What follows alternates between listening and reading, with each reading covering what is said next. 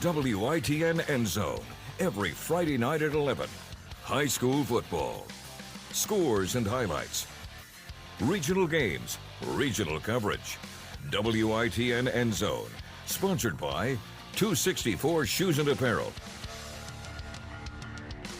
It's hard to beat a team twice in football, but on the End Zone tonight, that would be essential to keep Croatan's season going. I'm Dugan Lloyd. Welcome into round 3, where after pulling out a close one over Havelock a few months back, the Cougars would need to double down tonight. The Waterboy fans were back, bringing the cheers for Croatan's Andrew Boucher, but it was the other running back that gets our highlight going. Havelock's Zaikang Patillo found a crease and stuck to it from over 70 yards out. His Rams struck first, with a potential upset brewing in Cougar country. Second quarter, Croatan locks in. Cannon McBride connects with Boucher as the Cougars led 10-6 at the half. Third quarter, Patillo wasn't done yet. He puts Havelock up 4, and this quarter belonged to the Rams. Montaigne finds Lloyd Jones over the middle, and the Lloydster puts Havelock up 21-13.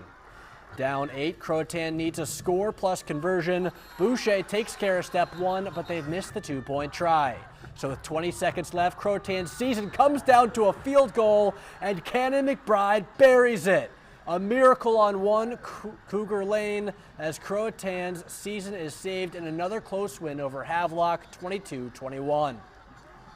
Well, we knew seeing a team twice was going to be tough, right? I mean, they knew us, we knew them, and we knew it was going to come down to the wire. I mean, got two really good defensive teams, two really good offensive teams. You know, they're well coached. They got some great players, and we just had to battle there to the end, and we did. So they'll host the winner of this next one, where Hunt welcomes nearby Southern Nash. Hunt's going to start off on the ground with Darian Jones, and it does not get more wide open than that.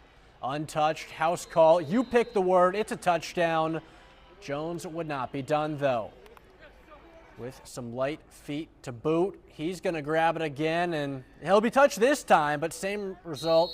He keeps the legs churning for 5 yards, where Mez Harris says, I'll take this one. Straight up the middle, QB keeper, dragging a man into the end zone for another Hunt score.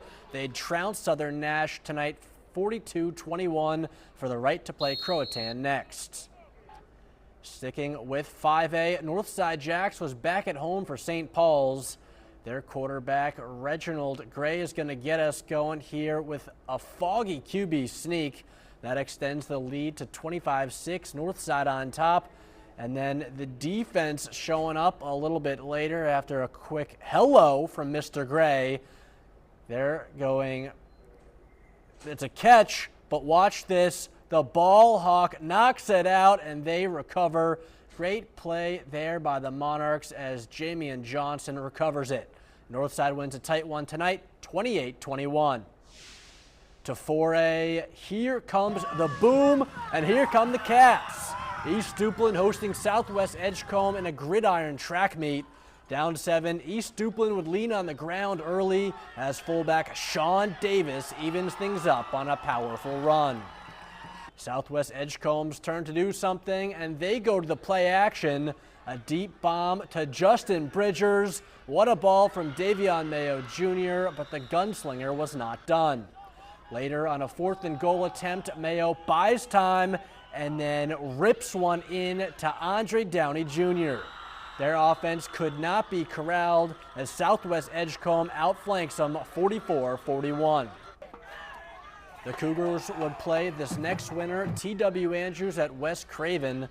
The Eagles' offense was clicking all night long, with D.J. Davis running the show to Caden Seamster that time. Tie ball game before DJ puts on a show with his feet. He tacks on their 23-8 lead at the half, and West Craven would put the finishing touches on Old TW here with a great catch by senior Jeremiah Lee. Birds tack on there and win easy, 30-14 your final, as they'll host Southwest next in the quarterfinals. Now in 3A, the East bracket runs through James Keenan. The Tigers just eliminated their rival Wallace Rosehill last week, and with Chris Cook in attendance tonight, would try to do the same to a battle-tested Aiden Grifton. Yeah, Duke, and James Keenan was going to be very hard for this Aiden Grifton group to stop, but they're no stranger to the spotlight themselves. They made it to the third round last year also.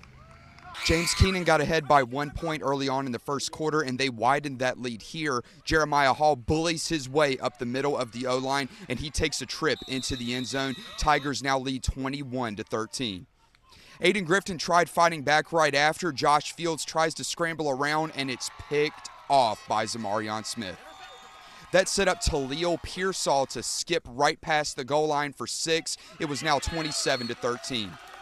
The Chargers managed to score before the half, but the Tigers fired back immediately. Eli Avent hits David Zalea on the corner to make it 33-19.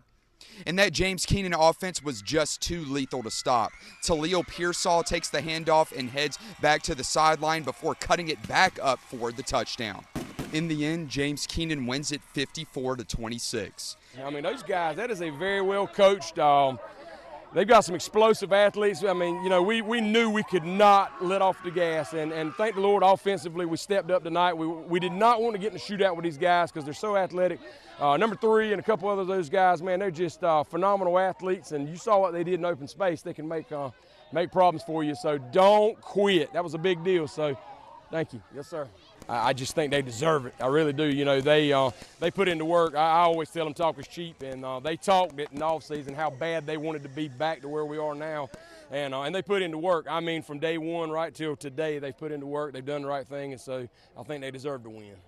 And the Chargers season came to an end on this very foggy November night, but James Keenan is ready for Thanksgiving. They play in round 4 of the playoffs the very next night. Reporting in Duplin County, Chris Cook, WITN Sports. All right, Chris, talk is cheap as the Tigers dance on to the quarterfinals. Well, they'll face the winner of this next game as a 13 seed. The odds have been stacked against Farmville Central from the start, but they were not going to flinch against Martin County tonight. In the first quarter, Farmville Central's Connor Kessler scored this touchdown to put them up first.